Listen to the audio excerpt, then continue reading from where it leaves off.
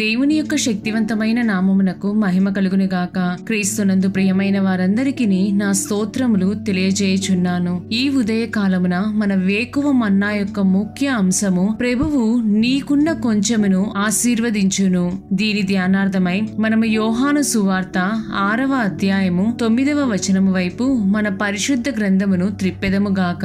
ఇక్కడ ఉన్న ఒక చిన్నవాని యొద్ద 5 యవల రొట్టెలు 2 చిన్న చేపలు ఉన్నవి గాని ఇంతమందికి ఇవి ఏమాత్రమని ఆయనతో అనగా అని చదువుచున్నాము. ఈ వాక్యంను వినిచుండిన ప్రియమైన వారలారా, గలిలయ సముద్రము దాటి అద్దరికి వెళ్లిన యేసుని అనేక మంది రోగుల ఎడల ఆయన చేసిన సూచక క్రియలను చూచి బహుజనులు ఆయనను వెంబడించిరి.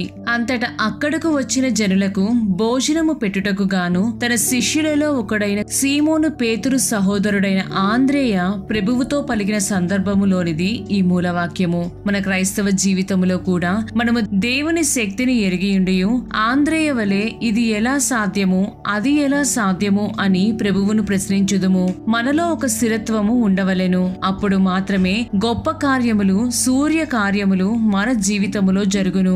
ఇక్కడ మనము యేసు చేసిన కార్యములను గమనించవలెను. మనము మత్తయి సువార్త 14వ అధ్యాయము 19వ వచనమును గమనించినట్లయితే, పచ్చిక మీద కూర్చుండుడని జనులకు ఆజ్ఞాపించి ఆ 5 రొట్టెలను 2 చేపలను పట్టుకొని ఆకాశము వైపు కన్నులెత్తి ఆశీర్వదించి ఆ రొట్టెలు విరిచి శిష్యులకిచ్చెను. శిష్యులు జనులకు వడ్డించిరి అని చదువుచున్నాము. మొదటిగా ఇక్కడ ప్రభువు అనేక మంది జనులకు వడ్డించుటకు ముందుగానే వారిని పచ్చిక మీద కూర్చునుడని జనులకు ఆజ్ఞాపించినట్లుగా చదువగలము. అనగా ఎప్పుడైతే ప్రభువు చిన్నవాని యొద్ద 5 రొట్టెలు 2 చేపలు ఉన్నవని గ్రహించెనో, తన తండ్రి పాత నిబంధన కాలంలో చేసినట్లుగా అద్భుతము చేసి కొంచెమును అధికముగా ఆశీర్వదించగలడని రూఢిగా నమ్మెను. దీనికై మనము 2వ రాజుల గ్రంథము 4వ అధ్యాయము 42వ వచనము నుండి 44వ వచనము వరకు గమనించినట్లయితే, మరియు ఒకడు బయల్షాలీషా నుండి మొదట పంట బాపతు యవల పిండితో చేయబడిన 20 రొట్టెలను, క్రొత్త గోధుమ వెన్నులను, కొన్ని పండ్లను తీసుకొని వచ్చి దైవజనుడైన అతనికి కానుకగా ఇయ్యగా, అతడు జనులు భోజనము చేయుటకు దాని వడ్డించమనెను. అయితే అతని పనివాడు 100 మందికి వడ్డించుటకు ఇవి ఎంత అని చెప్పగా, అతడు వారు తినగా మిగులునని యెహోవా సెలవిచ్చియున్నాడు గనుక జనులు భోజనము చేయునట్లు వడ్డించమని మరలా ఆజ్ఞ ఇచ్చెను. పనివాడు వారికి వడ్డింపగా యెహోవా సెలవిచ్చినట్లు అది వారు తినిన తరువాత మిగిలిపోయెను. ఎంతటి అద్భుత కార్యం! ఇక్కడ ప్రవక్త అయిన ఎలీషా యెహోవా సెలవిచ్చియున్నాడు కాబట్టి తప్పక జరుగునని విశ్వసించెను. అతని విశ్వాసమును తండ్రి అయిన యెహోవా సిగ్గుపరచక రూఢీపరిచియున్నాడు. 100 మంది తృప్తిగా తినగా ఇంకా మిగిలిపోయినట్లుగా చూడగలము. ఈ 2 సందర్భములలోనూ జనులను తమ విశ్వాసము చొప్పున భోజనము చేయుటకు గాను ముందే కూర్చుండబెట్టినట్లుగా చూడగలము. నేడు నీకును నీ చేతిలో కొంచెమే ఉండి ఉండవచ్చును. అది ఏ విధముగా నీ అవసరములకు సరిపోవును అని ఆంద్రేయ వలె సందేహించక, ప్రవక్త అయిన ఎలీషా వలె ప్రభువైన యేసు వలె పరిపూర్ణముగా విశ్వసించి తండ్రి మహిమను చూడుము. రెండవదిగా తిరిగి మన మూలవాక్యమును గమనించినట్లయితే, ఆ 5 రొట్టెలను 2 చేపలను పట్టుకొని ఆకాశము వైపు కన్నులెత్తి ఆశీర్వదించి అని చదువుచున్నాము. ఇక్కడ మనము ఆశీర్వదించి అను పదమునకు క్రింద ఫుట్ నోట్ లో స్తోత్రము చేసి అని చదువుచున్నాము. నీ యొక్క స్థితి కొంచెముగా ఉన్నదని బాధపడి సిగ్గుపడి నిన్ను నీవు కించపరచుకొనకు. నీ చేతిలో ఉన్న కొంచెమును, అనగా అది నీ జీవితములో చిన్న ఉద్యోగమైనను, చిన్న ఇల్లైనను, అది చిన్న గుడిసె అయినను, ఏది ఏమైనప్పటికీ దాని నిమిత్తమై నీవు అనుదినము ఆకాశము వైపు కన్నులెత్తి నీ చేతులు పైకెత్తి మోకరించి దాని నిమిత్తమై దేవునికి స్తోత్రములు చెల్లించుము. నీవు నీకున్న కొంచెములో నమ్మకముగా ఉండి ఎటువంటి సనుగుడు గొనుగుడు లేకుండా ప్రభువును కొనియాడటము అలవర్చుకొనినట్లయితే నీ జీవితములో అద్భుతములు జరుగును. నీకున్న కొంచెము అనే స్థితిని పరిపూర్ణముగా మార్చి నిన్ను అన్ని విధములుగా ప్రభువు హెచ్చించుదురు. మూడవదిగా మన మూలవాక్యమును గమనించినట్లయితే ప్రభువు దానిని విరిచినట్లుగా చూడగలము. మనము యెషయా గ్రంథము 53వ అధ్యాయము 10వ వచనమును గమనించినట్లయితే అతని నలుగగొట్టుటకు యెహోవాకు ఇష్టమాయెను అని చదువుచున్నాము. ఇక్కడ ప్రభువైన యేసుని గూర్చి చెప్పబడి ఉన్నది. అనగా తన కుమారుడైన యేసు అనేక రీతులుగా నలుగగొట్టబడి గాయములు పొందితేనే గాని ఆ విధముగా చిందింపబడిన రక్తము ద్వారా మనకు పాప విమోచన దొరకదు అని మనమెరుగుదుము. అదే విధముగా ఇక్కడ రొట్టెలు ఏ విధముగా విరువబడి విస్తరించబడి ఉన్నవో ఆ విధముగానే నీవును నేనును కూడా ఆ కొంచెము ద్వారా పరీక్షించబడి దేవునిచే నలుగగొట్టబడిన తరువాతనే మనము ఆశీర్వదించబడుదుము మరియు ఇతరులకును ఆశీర్వాదకరముగా మార్చబడుదుము. నీవు నలుగగొట్టబడుటకు గాని శ్రమల ద్వారా విరువబడుటకు గాని ఇష్టపడనిచో దేవుడు అప్పుడు కూడా నిన్ను వదలడు. ఆ మార్గము గుండా నిన్ను నడిపించి నిన్ను విరచి ఇతరులకు ప్రయోజనకరముగా మార్చుదురు. కాబట్టి శిక్ష పొందిన తరువాత విరవబడుట కంటే దేవుడు విరిచినప్పుడే మనము లోబడి పరీక్షలో జయించి ఆశీర్వాదము పొందవలెనని మనము జ్ఞాపకముంచుకొనవలెను. ప్రియమైన దేవుని జనమా, నీకున్నది కొంచెమే కదా అని నిరుత్సాహముతో కూర్చుండవద్దు. ఇతరులతో పోల్చుకొని వారికి కలిగినవి నీకు లేవని తలంచవద్దు. నీకున్న కొంచెమును ఆ చిన్నవాని వలె యేసయ్య చేతిలో అప్పజెప్పుము. నీకున్న కొంచెమును బట్టి సంతోషముతో ప్రభువును స్తుతించుము. దేవుడే తగిన సమయములో నిన్ను అభివృద్ధి చేసి జయమును ఇచ్చి పైకి లేవనెత్తుదురని విశ్వసించుము. ఆ విధముగా చేయుటకు ప్రభువే మనందరికీ తగిన కృప దయచేయుదురుగాక. దేవుడు మిమ్ములను మీ కుటుంబములను దీవించి నడిపించుదురుగాక. ఆమేన్.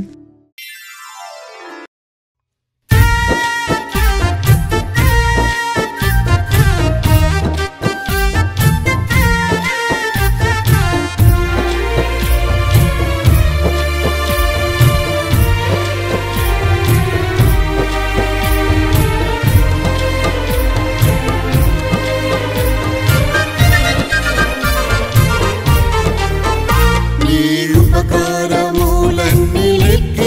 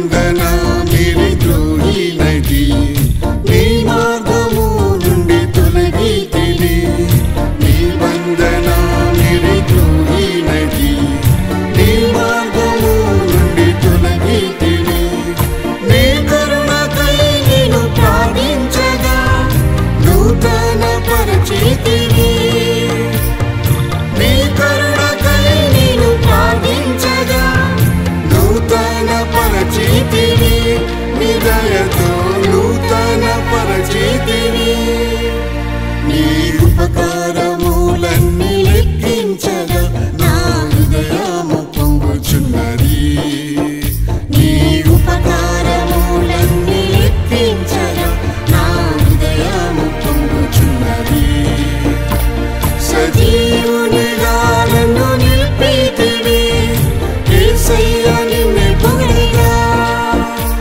సజీవునిగా నన్ను నిలిపితివి యేసయ్య నిన్ను పొగడగా